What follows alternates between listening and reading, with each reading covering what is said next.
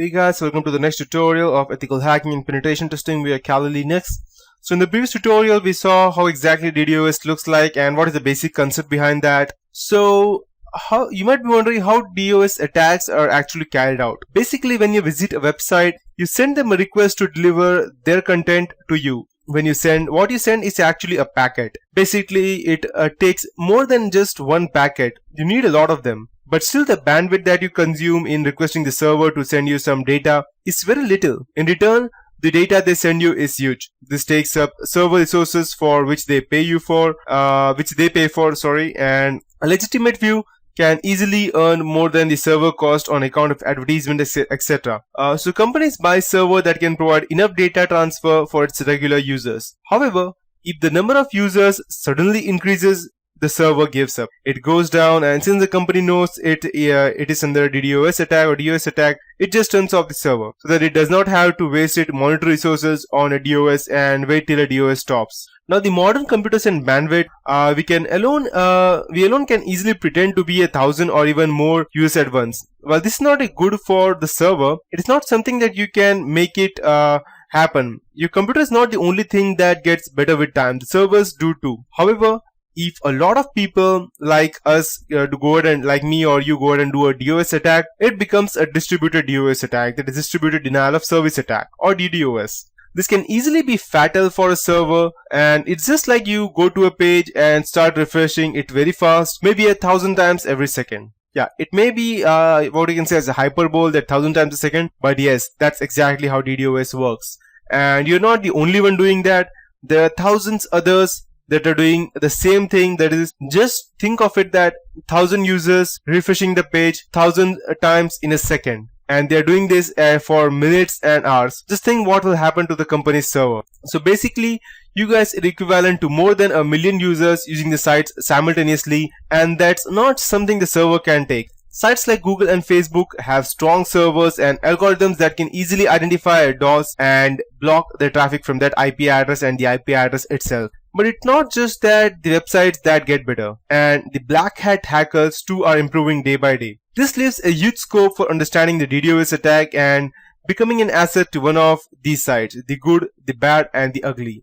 So you might be wondering that what exactly or is the major difference between DOS attack and DDoS attack? A DOS attack is denial of service attack. This means that one computer and one internet connection is used to flood a server with packets, that is either TCP or the UDP packets that use the datagram protocol. The point of such a denial of service attack is to overload the target server bandwidth and other resources. This will make the server inaccessible to others, thereby blocking the website or whatever else is hosted there. A DDoS attack, on the other hand, in most respects, it is similar to a DOS attack, but results are much different. Instead of one computer and one internet connection to the DDoS attack, utilizes many computers and many connections. The computers behind such an attack are often distributed and around the whole world and will be a part of what is known as a botnet. The main difference between a DDoS attack versus a DOS attack, therefore, is that the target server will overload by hundreds or even thousands of requests in the case of former, that is the DOS attack, as opposed to the DDoS attack of just one attacker in the case of the latter. Therefore, it is much, or you can say it is impossible to withstand a DDoS attack as opposed to a normal DOS attack. The reason for that is because if it is a DDoS attack from one particular IP address, then you may go ahead and block the IP address for a specific period of time or for lots of period of time. But let's assume that there are thousands of users all around the world. You cannot go ahead and keep blocking each and every other person, because let's say, for example, I myself have 3 laptops at my home and 2 cell phones. So if I go ahead and you do a distributed denial of service attack, they can block 5 or 10 or maybe let's say 50 at a time. But blocking, so just assume that if a person has 2 computers at his home, or if he can just go to the cyber cafe by just going $2, $5, or maybe 10 rupees, 15 rupees for an hour, that would be more than sufficient for them to go ahead and kill a server or make them down. And it's much harder, or I can say it is impossible, to go ahead and catch the people who actually did DDoS attack. The reason being that there are multiple IP addresses and you cannot actually assume whether it's a DDoS attack actually, or a number of people are trying to log in on your website at the same time. So it can be either of them. So it's not necessary that all the people are actually going ahead and using your using their denial of service attack to go ahead and attack you. It can be like, let's say for example, I'll take an example of our IRCTC website. That is an Indian website for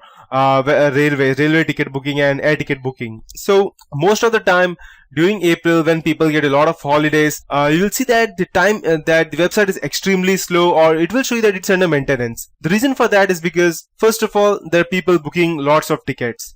Second thing, there are people who are continuously viewing whether their tickets are booked or they are still waiting. And the third thing are that there are people in cyber cafes or other people or travelers who actually go ahead and sit on the website for no reason, just so that they could block the other traffic, and other people can go ahead and tell them. The only reason was that because these people cannot get a booking on the railway, the reason being that the site was slow. So they go to these people who are already logged in, and they give him some kind of extra fee, like around 50 rupees, 100 or 200 rupees extra, so that their tickets get booked and it does not go on waiting. So at that point of time, even the websites get down a lot of time. The reason being that multiple people are using it. So you cannot actually go ahead and distinguish between a distributed denial of service attack or just normal people using it at the same point of time. That's the reason it's most likely unable to stop and unable to detect, or sometimes it is able to detect but it cannot stop, and that's why the people have to shut down their server. So yeah, that's the whole concept behind the DDoS attack, and